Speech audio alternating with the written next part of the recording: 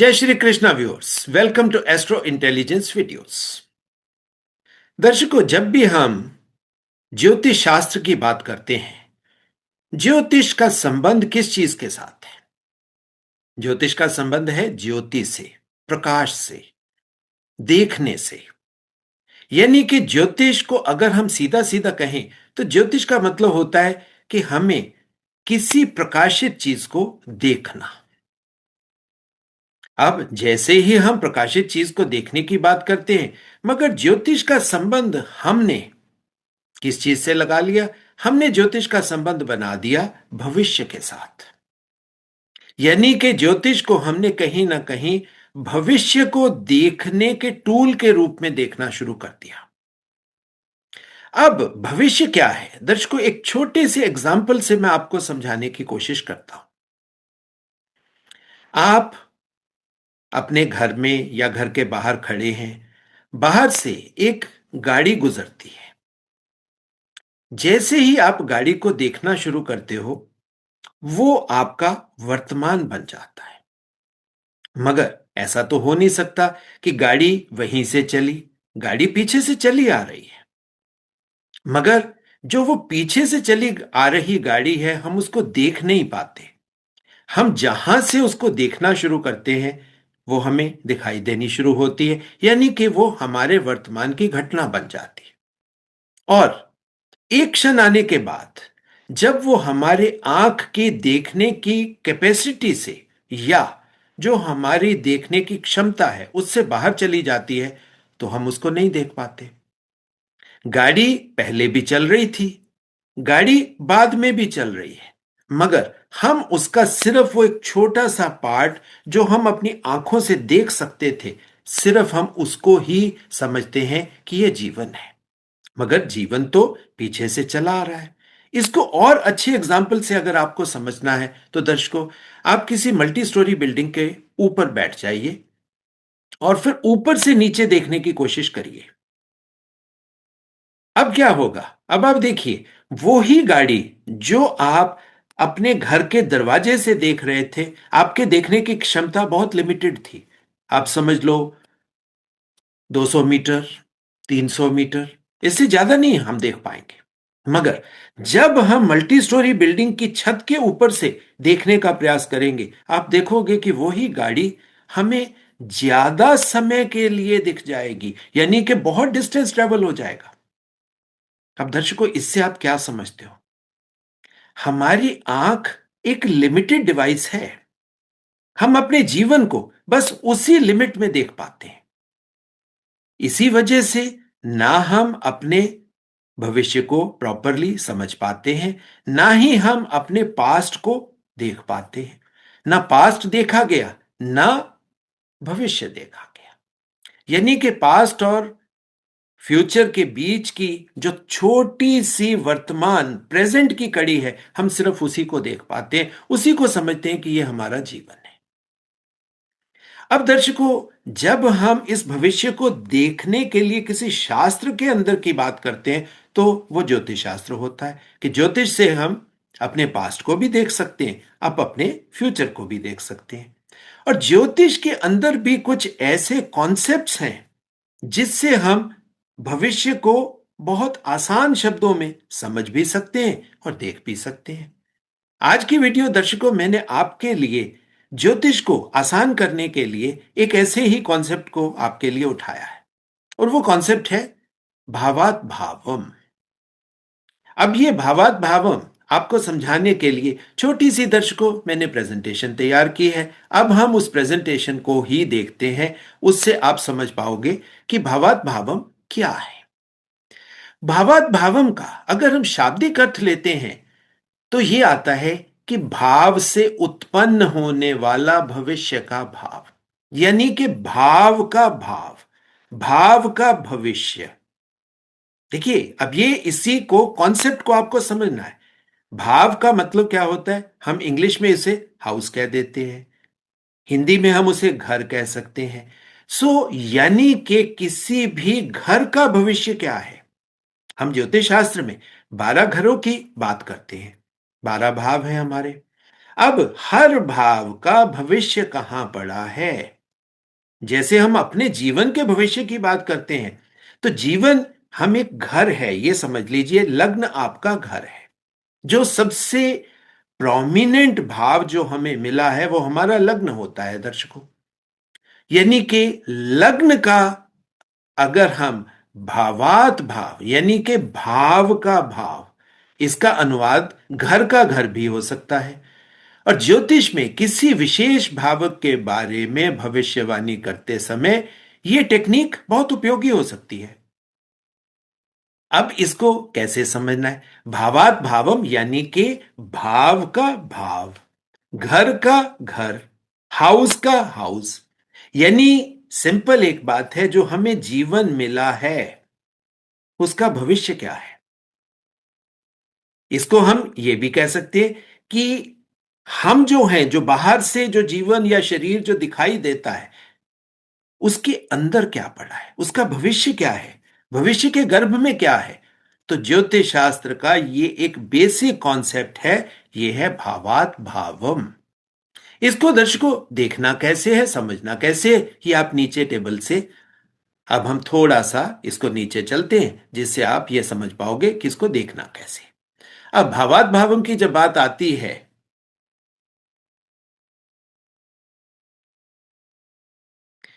Yes, अब आप देखिए हमारे 12 भाव हैं। 12 भाव में प्रथम भाव मेष राशि, एरीज। अब एरीज प्रथम का प्रथम यानी कि फर्स्ट का फर्स्ट, वो फर्स्ट भाव ही होता है। यानी कि ये सीधी सी बात क्या हुई, ये तो फिक्स हो गया। यानी कि लग्न हमारे लिए फिक्स हो गया। मगर जैसे ही हम इस भावात भावम के कॉन्सेप्ट को अप्लाई करते हैं, भावात भावम का कॉन्सेप्ट क्या होता है? एक से एक, दो से दो, तीन से तीन, चार से चार, पांच से पांच, छह से छह, सात से सात, इसी तरह आगे बढ़ाओ। पहले घर से पहला घर का इंटरनल, सेकंड का सेकंड, थर्ड का थर्ड, इसी को आगे बढ़ाओ। अब जब आप इसी चीज को दर्शकों हम चार्ट पे देखने की कोशिश करते हैं, एरीज का लॉर्ड कौन है? एरीज का लॉर्ड होता है मंगल। मगर यहां पर भावात भावम में हम देखते हैं कि प्रथम भाव का, अगर हम भावात भावम देखेंगे तो वो फर्स्ट हाउस ही निकलता है। तो फर्स्ट का तो फर्स्ट निकला, मगर जैसे ही टॉरस राशि की बात आती है या सेकंड भाव की बात आती है, तो सेकंड भाव में टॉरस का स्वामी सेकंड का सेकंड यानी कि जेमिनाई मरकरी हो जाएगा। इसी तरीके से तीसरा भाव या तीसरी राशि, जिसको जेमिनाई हम कहते हैं, मिथुन राशि कहते हैं, तो मिथुन का तीसरा यानी कि तीसरे का तीसरा, वो कौन सा हो गया? वो तो पंचम भाव यानी कि लियो हो गया। तो लियो के स्वामी कौन होते हैं? वो सूर्य होते हैं। अब आप इसी टेबल को देखिए, एरीज का लॉर्ड एरीज, टॉरस का भावत भावम लॉर्ड मरकरी, जेमिनाई का भावत भावम लॉर्ड सन, कैंसर का भावात भावम लॉर्ड वीनस, लियो का यानी कि पांचवें का पांचवा नवा भाव, तो नाइन्थ हाउस में जुपिटर, वर्गो 6 नंबर की राशि है, छठे का छठा, ये 11वां भाव, उसके स्वामी कौन है? वो शनि हो जाते हैं। इसी तरह लिब्रा तुला राशि, तुला राशि यानी कि सात का सात, सात का सात, ये कौन सा हो गया? ये फर्स्ट हाउस आ गया। तो फर्स्ट हाउस के लॉर्ड कौन हुए? मंगल हो गए। इसी तरीके से स्कॉर्पियो 8 का 8, 8 से 8वां भाव, तो ये तीसरा भाव, और तीसरे भाव के स्वामी, मिथुन राशि के स्वामी मरकरी यानी कि बुध हो जाएंगे। सैजिटेरियस 9वें का 9वां, तो सन आ जाएगा। कैप्रिकॉर्न मकर, मकर का 10वां वीनस शुक्र, एक्वेरियस का 11वें का 11वां, तो ये जुपिटर आ जाएगा। और पाइसेस 12 का 12, ये शनि महाराज आ जाएंगे।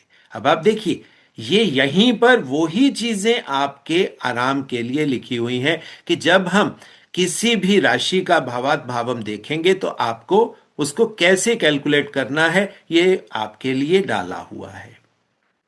अब जब हम इस भावात भावम कॉन्सेप्ट को थोड़ा सा डीप जाकर उसको समझने का प्रयास करते हैं तो भावात भावम कई तरीके से यूज किया जा सकता है, मगर आज की वीडियो में मैं आपको बहुत सिंपल चीजें ही बताने का प्रयास करूंगा ताकि आप इस भावात भावम को ज्योतिष शास्त्र में या अपनी कुंडली पर अप्लाई करना सीख जाओ।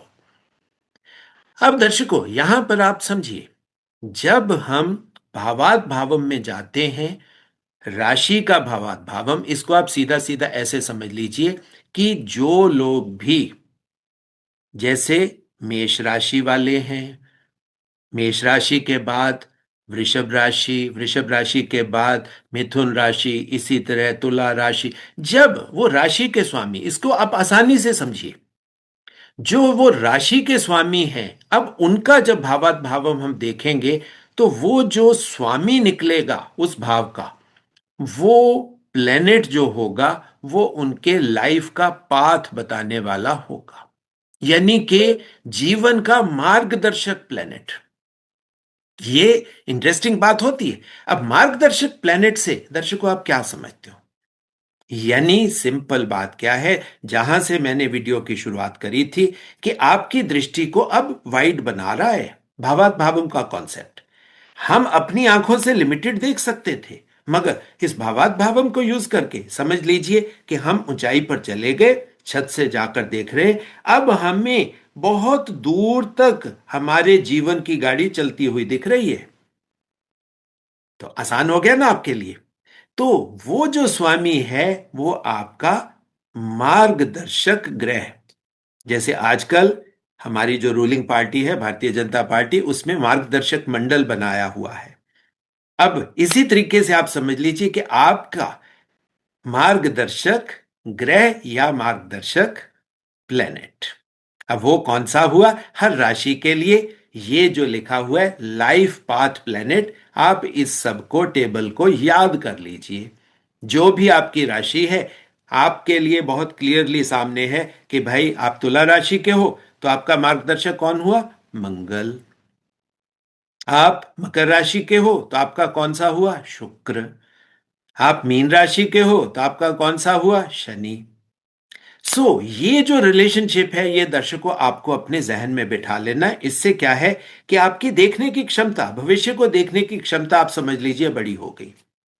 अब इसको अप्लाई कैसे करना है, ये इंपॉर्टेंट बात होती है कि ज्योतिष में कोई भी कॉन्सेप्ट है उसको अप्लाई करना जरूरी है। भावात भावम लग्न और दशा पर लागू होता है। अब आप क्लियरली इस बात को समझिए, ये रूल्स हैं। ये रूल्स की बात जब आएगी तो आपको क्लियरली समझ में आएगा कि ये कहानी क्या है। भावात भावम लग्न और दशा पर लागू होता है, यानी सिंपल एक बात है कि आप किस राशि में आपका जन्म हुआ है ये उस पर आप उसको लागू करिए। और जब आपकी राशि, पहली बात, राशि का भावात भावम दूसरी बात, भावात भावम का ग्रह स्वामी तीसरी बात, और जब उस ग्रह स्वामी की दशा आएगी, जैसे तुला राशि वाले के लिए मंगल, जब मंगल की दशा आएगी तो आप समझ लीजिए ये उसके जीवन को चेंज करने, क्योंकि लाइफ पाथ है, मार्गदर्शक है, तो वहां से जीवन का रास्ता तय हो जाएगा। सो वो जो लग्न और लग्न के बाद दशा, इन दो चीजों को अप्लाई करना अब आप समझिए, हर राशि के लिए अलग तरीके से आपको देखना है। अब कुछ चीजें और समझा देता हूं। किसी भी भाव से दूसरा, चौथा, छठा और अष्टम की भविष्य में कोई पुनरावृत्ति नहीं होगी। यह बहुत इंपॉर्टेंट बात है। पुनरावृत्ति का मतलब क्या है? रेपिटिशन। दूसरे तरीके से आप इसे ऐसे समझ सकते हो कि ये ऑड नंबर्स के ऊपर अप्लाई हो रही है। इवन नंबर, ऑड नंबर्स कौन से होते हैं? 1, 3, 5, 7, 9, 11। ये इवन नंबर्स में से 2, 4, 6 और 8 की भविष्य में कोई पुनरावृत्ति नहीं है। आप ये समझ लीजिए कि ये जो भाव हैं, ये भाव आपके लिए भविष्य में यानी कि फ्यूचर लाइफ में इनका कोई मीनिंग नहीं है। ये आपके इस प्रेजेंट लाइफ के लिए ही मीनिंगफुल हैं। तो ये रूल्स हैं। डिटेल में जाने की है तो किसी नेक्स्ट वीडियो में हम चार्ट के ऊपर इन रूल्स को आपको समझा सकते हैं, मगर अभी आप कॉन्सेप्ट में चलिए, इसको सिंपल वे से अप्लाई करना सीख जाइए। अब यहीं से थोड़ा सा आगे चलते हैं। अब मंगल ग्रह दो लग्नों के ऊपर सहाई हो जाएगा। जब वो पिछले टेबल को आप रेफर करोगे तो आपको क्लियरली समझ में आएगा कि मेष राशि वाली और तुला राशि वालों के लिए मंगल ग्रह उनका लाइफ पाथ प्लेनेट, मार्गदर्शक ग्रह बन जाता है। तो मंगल ग्रह दो राशियों के लिए उनका मार्गदर्शक है। बुध वृषभ और वृश्चिक यानी कि टॉरस और स्कॉर्पियो, इन दो राशियों के लिए मार्गदर्शक ग्रह बन जाता है। सूर्य जेमिनाई और सेजिटेरियस मतलब मिथुन और धनु लग्न वालों के लिए मार्गदर्शक ग्रह है। यानी कि एक प्लेनेट दो दो राशियों के लिए मार्गदर्शक बन रहा है। शुक्र कर्क और मकर, कर्क कैंसर और मकर कैप्रिकॉर्न, यानी कैंसर और कैप्रिकॉर्न राशि वालों के लिए वीनस उनका लाइफ पाथ डिसाइड करने वाला प्लेनेट बन जाता है। सेजिटेरियस का लॉर्ड बृहस्पति। अब बृहस्पति सरप्राइजिंगली आप देखिए लियो और कुंभ, कुंभ का मतलब होता है एक्वेरियस, लियो और एक्वेरियस का लाइफ पाथ प्लेनेट है। शनि कन्या और मीन, यानी सिंपल बात है वर्गो और पाइसेस, उसमें ये मार्गदर्शक ग्रह बन जाता है। यानी कि एक प्लेनेट ये जोड़े में काम कर रहे हैं। अब आप क्लियरली सोचिए कि ये क्या बना। मंगल शुक्र बुध बृहस्पति सूर्य शनि, ये एक तरीके से ऐसे जोड़े बन जाते हैं कि ये जोड़ों के रूप में। और जोड़े इंटरेस्टिंग बात होती है, ये कहीं ना कहीं आपके लिए एक्सिस बना देते हैं, जिसको हम लाइफ में एनर्जी एक्सिस कह सकते हैं या आपके लाइफ पाथ का एक्सिस बना देते हैं। एक्सिस का मतलब क्या होता है, अब जोड़ा कोई भी है 180 डिग्री का ऑपोजिशन लेगा, मगर ये जोड़े इतने इंपॉर्टेंट जोड़े हैं कि इसको आपको देखना है। जब जोड़े की बात आती है तो जोड़े का मतलब क्या होता है कि ज्योतिष में कई प्रणालियों में ये ग्रह आपस में क्लोजली एसोसिएट करते हैं, क्लोजली संबंधित हो जाते हैं। हालांकि ऑपोजिशन से लोग डरते हैं कि ये तो हमारा ऑपोजिट प्लेनेट हो गया, दैट मीन्स एनिमी प्लेनेट हो गया, मगर दर्शकों हर चीज एनिमी नहीं है। जो चीज आपके सामने होती है वो हमेशा आपका एनिमी नहीं है, वो आपका कॉम्प्लीमेंट भी तो आपको कर रहा है। आप जैसे आप मुझे देख पा रहे हो तो इसका मतलब क्या हो गया, मैं आपके सामने हुआ, जिसको हम कहते हैं शीशा, मिरर। जब भी हम एक दूसरे के सामने आएंगे तो सामने आने का मतलब ऑपोजिशन नहीं होता। और सामने आने से क्या है, हम एक दूसरे को समझ पाते हैं, देख पाते हैं, और यही हमारे ज्योतिष का प्रिंसिपल है। जैसे हम कहते हैं ना 172839, तो ये एक दूसरे के ऑपोजिट तो हैं, मगर एक दूसरे को ये कॉम्प्लीमेंट करने वाले हाउसेस हैं। और भावात भावम में भी यही चीज आपके सामने आ रही है। सूर्य के सामने शनि आएगा, बुध के सामने बृहस्पति आएगा। तो ये जो कॉन्सेप्ट्स हैं, ये कॉन्सेप्ट ज्योतिष के कॉन्सेप्ट्स एक दूसरे को बहुत इजीली कॉम्प्लीमेंट भी करते हैं और एसोसिएट भी करते हैं। अब थोड़ा सा जो लोग ज्योतिष शास्त्र को समझना चाहते हैं, पढ़ना चाहते हैं, उनके लिए ये जो प्रेजेंटेशन है ये थोड़ा काम भी करेगी। मंगल और शुक्र एक दूसरे के प्रति स्वाभाविक रूप से तटस्थ हैं। जेमिनाई एस्ट्रोलॉजी में कहा गया है कि जब ये एक दूसरे को प्रभावित करते हैं तो सांसारिक स्तर पर कार्य करने के लिए प्रबल उत्साह उत्पन्न होता है। मंगल और शुक्र, आप देखिए ये दो ऐसी एनर्जीज हैं 2 8। ये 2 8 वाली एनर्जी है। और इसी तरीके से 1 7, हर जगह आपको यही मिलने वाला है। मंगल और शुक्र ये एक दूसरे के प्रति तटस्थ हैं, यानी कि सिंपल एक बात है कि एक दूसरे से कोई उस तरह की एनिमिटी नहीं है। मगर जब भी ये इकट्ठे हो जाएंगे तो एक दूसरे के लिए प्रबल उत्साह का संचार कर देंगे। जब हम नैसर्गिक बल की बात करते हैं तो वहां भी मंगल और शुक्र एक जोड़ी ही बनाते हैं। इसी तरह बृहस्पति और बुध, यानी कि ज्ञान और इंटेलिजेंस, ज्ञान और समझ, ये एक दूसरे से जुड़े हुए हैं। दूसरी तरीके से आप ये कह सकते हो कि एक शिष्य और एक गुरु, गुरु शिष्य एक दूसरे के आमने सामने ही तो होंगे, और कोई हल ही नहीं है। जेमिनाई पद्धति में भी हम इसे जोड़ी के रूप में ही देखते हैं, और जिनके बारे में कहा जाता है कि संबंधित भाव को साकार करने की क्षमता प्रदान करते हैं। ये जो बुध और गुरु का कॉम्बिनेशन है, ये कहां पर मिलता है? आप तीसरे और 9वें में, और 6 और 12 में।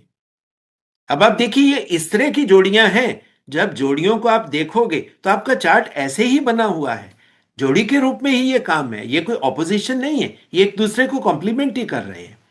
इसी तरीके से और आगे देखोगे, षडबल में भी बृहस्पति और बुध एक जोड़ी के रूप में होते हैं।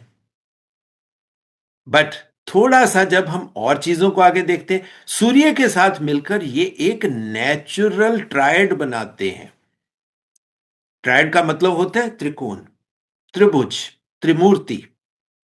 तो ये जो ट्रायंगल बनता है, ये सांसारिक मामलों के प्रबंधन और नेतृत्व के रूप में आवश्यक है। नैसर्गिक बल गणना में भी बृहस्पति और बुध एक जोड़ी के रूप में ही होते हैं। अब आखिरी जोड़ी है सूर्य और शनि की। आजकल जो, मैं तो इस कलयुगी ज्योतिष को कई बार मतलब हंस के कह देता हूं कि भाई कलयुग है तो ज्योतिष में भी कलयुग आ जाएगा। जो कलयुगी ज्योतिष आजकल लोगों को डराने वाला ज्योतिष जो है, उसमें सूर्य और शनि से कितना डराया जाता है। हालांकि देखा जाए ये तो फादर सन इकट्ठे, बाप बेटे का संबंध है इन दोनों का। इन दोनों ग्रहों का एक विशेष संबंध है क्योंकि शनि सूर्य की संतान है, आप सब जानते हो। प्राकृतिक राशि चक्र के 1 7 एक्सिस में भी सूर्य और शनि का ही संबंध होता है। 1 7 में आप देखिए, एक तरफ सूर्य बलवान, दूसरी तरफ उसका बेटा शनि बलवान। अब दोनों इकट्ठे बलवान नहीं हो सकते। दर्शकों, ये एक जीवन का प्रिंसिपल है। जब तक फादर स्ट्रांग है, बच्चा कमजोर है, और जब फादर कमजोर हो जाएंगे तो बच्चा स्ट्रांग हो जाएगा। तो ये कहीं ना कहीं ये ऑपोजिशन नहीं है, ये तो जीवन चलाने का तरीका है। प्राकृतिक राशि चक्र में 1 7 एक्सिस में सूर्य शनि का विशेष संबंध है। मेष राशि में सूर्य उच्च का है और मेष राशि में शनि नीच का है। उल्टा तुला राशि में शनि उच्च का हो गया और सूर्य नीच का हो गया। अब यदि भावात भावम भविष्य के लिए, भावों की भविष्यवाणी करने के लिए काम करता है, तो दर्शकों, आज की ये प्रेजेंटेशन मैं बहुत इंपॉर्टेंट बना रहा हूं आपके लिए, ताकि आपके दिमाग के अंदर एक ऐसा प्रश्न बन जाए जो आपको सोचने पर मजबूर करे। वीडियो सिर्फ इसलिए नहीं देखना कि हम अपने जीवन की सुपरफिशियल चीजें, पैसा कब आएगा, शादी कब होगी, बच्चा कब पैदा हो, इन चीजों के, हालांकि वो भी इंपॉर्टेंट है, मगर जीवन का जो वास्तविक मूल्य है, हम ज्योतिषी के पास क्यों जाते हैं, यानी कि हम अपने जीवन के मार्गदर्शन चाहते हैं, यानी कि लाइफ पाथ, मार्गदर्शक प्लेनेट। हम उसके बारे में, जीवन का डायरेक्शन जानना चाहते हैं। तो भावात भावम यदि भविष्य के भावों की भविष्यवाणी करने के लिए काम करता है, मगर इसका एक दूसरा मीनिंग भी तो निकला। तो क्या इसका मतलब यह है कि किसी दिए गए भाव से किसी व्यक्ति के पिछले जन्म का अध्ययन करने के लिए कोई भूत भावम भी है? अब दर्शकों, इंपॉर्टेंट बात है, हम फ्यूचर जानने की बात करते हैं, मगर क्या ज्योतिष शास्त्र में पास्ट को जानने के लिए भी कुछ इस तरह का भूत भावम भी है या नहीं? अब ये किसी अगले वीडियो में मैं इस बात को डिस्कस करूंगा आपके लिए कि भूत भावम है तो वो कैसे है। अब यहीं पर थोड़ा सा हिंट मैं आपको दे देता हूं। जिन भावों को हम सबसे डिफिकल्ट भाव कहते हैं, 6, 8 और 12, इसी तरीके से चौथा भाव, चाहे हम उसे सुख का स्थान कहते हैं, आप देखिए ये भाव भावत भावम में आ ही नहीं रहे सीधे तरीके से। क्यों? क्योंकि वैसे देखेंगे तो ये चीजें आपको मिल जाएंगी। कैसे मिल जाएंगी? जैसे दूसरे भाव का भावात भावम तीसरा भाव। अब तीसरे भाव का भावात भावम क्या हुआ? पंचम भाव।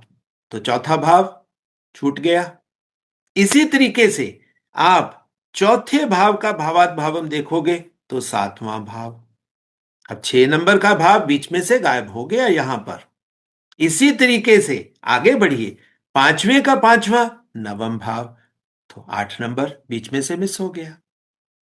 तो जीवन के जो डिफिकल्ट हाउसेस हैं दर्शकों, कहीं ना कहीं ये आता है कि ये प्रेजेंट लाइफ के लिए हुए।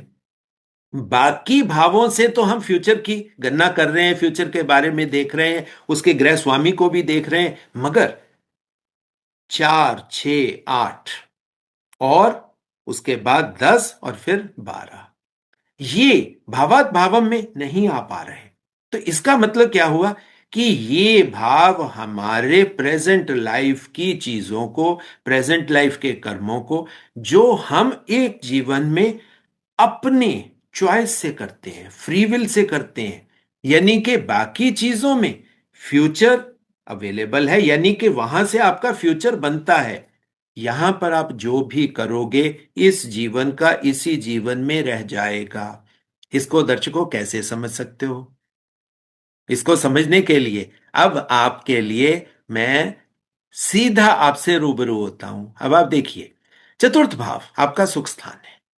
अब सुख एक ऐसी चीज है, सुख आपने भोग लिया, खत्म हो गया, इट्स ओवर। इसी तरीके से छठे भाव की चीजें, लोन आपने लिया है, इसी जीवन में चुका के जाओगे ना। बीमारी आपको हुई, वो इसी जीवन की है, इसी जीवन में आपको इन्फ्लुएंस करेगी, तंग करेगी, चली जाएगी, मगर खत्म हो जाएगी। एनेमी उसी जीवन का है, उस जीवन में उस एनेमिटी का जो भी प्रभाव आएगा वो आपको उसी जीवन में फेस करना है।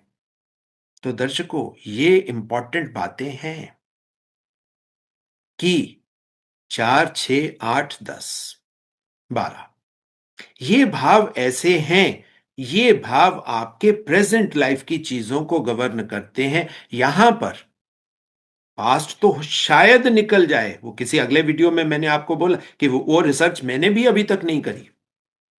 आज के वीडियो में मेरे, क्योंकि मैं वीडियो हमेशा फ्लो में बनाता हूं, जो मेरे मन में बात आती है मैं आपके साथ शेयर करने की कोशिश करता हूं, ताकि मेरे थॉट प्रोसेस से आप भी कुछ सीखने की कोशिश करो और रिसर्च को आगे बढ़ाओ। सो आज की वीडियो दर्शकों, अकेला सिर्फ भावात भावम को समझने के लिए मैंने वीडियो नहीं बनाई। इसमें हम भूत भावम के लिए आपके लिए एक तो प्रश्न छोड़ रहे हैं, और दूसरी बात, क्या हर कर्म का फ्यूचर है, ये अब आपके लिए सोचने का विषय है। क्योंकि चौथा भाव, छठा भाव, अष्टम भाव, दशम भाव, द्वादश भाव, ये जो भाव हैं, ये भाव कहीं ना कहीं फ्रीडम दिखा रहे हैं। जब ये फ्रीडम दिखा रहे हैं तो फ्रीडम का मतलब क्या हुआ? ये इसी जन्म के साथ संबंधित हैं। सो अब थोड़ा सा ज्योतिष में हम रिसर्च को आगे बढ़ाएंगे, अगले वीडियोस में कोशिश करेंगे उन प्रश्नों को भी समझने का, जिससे हमारी देखने की दृष्टि थोड़ी और वाइड हो जाए, हम छत से जाकर देखने की कोशिश करें। दर्शकों, जहां से वीडियो की शुरुआत करी थी उसी चीज को थोड़ा सा, उसी कहानी को मैं थोड़ा और आगे बढ़ा रहा हूं। जैसे मैंने कहा, आप अपने घर के मेन डोर से देख रहे हो, लिमिटेड देख पा रहे हो। छत से देखते हो, आपका एंगल और बड़ा हो गया। आप प्रेजेंट की चीज जो कहीं ना कहीं नीचे होकर आपके लिए पास्ट या फ्यूचर की बात थी, वो आपके प्रेजेंट की बात बन जाती है। मगर यही चीज आप सोचिए, आप एलिवेट हो गए, मनुष्य से महामनुष्य या देवता देवताओं से ऊपर अवतार भगवान कृष्ण। तो भगवान कृष्ण जब गीता में ये बात कहते हैं तब समझ में आती है कि अर्जुन, ये बात मैंने तुम्हें पिछले जन्मों में जब तुम किसी दूसरे रूप में थे मैंने तुम्हें बताई थी। कभी सूर्य को बताई, कभी मनु को बताई, कभी विवस्वत को बताई।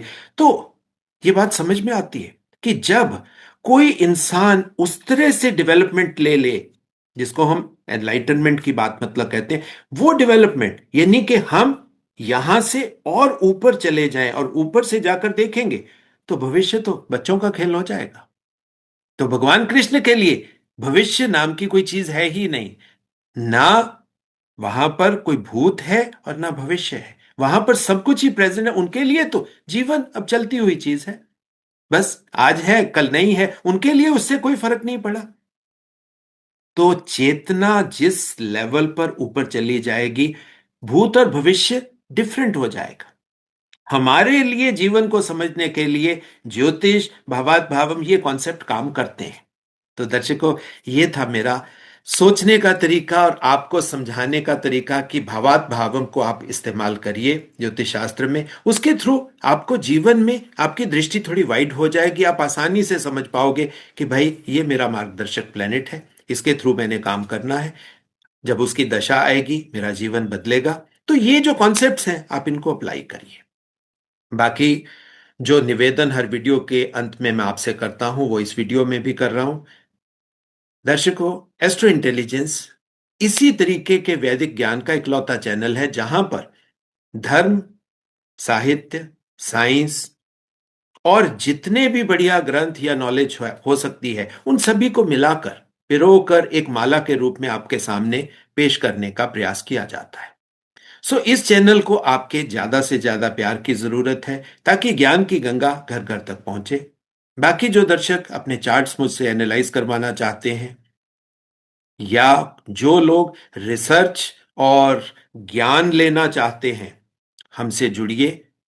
जुड़ने के लिए, अपने जीवन के प्रश्नों के उत्तर खोजने के लिए मेरा एक ही फोन नंबर है, दैट इज 9881644880। उसी के माध्यम से आप मुझसे संपर्क स्थापित कर सकते हो। बाकी इसी तरह अगली ज्ञानवर्धक वीडियो आने तक दर्शकों बहुत बहुत प्यार, बहुत बहुत आशीर्वाद।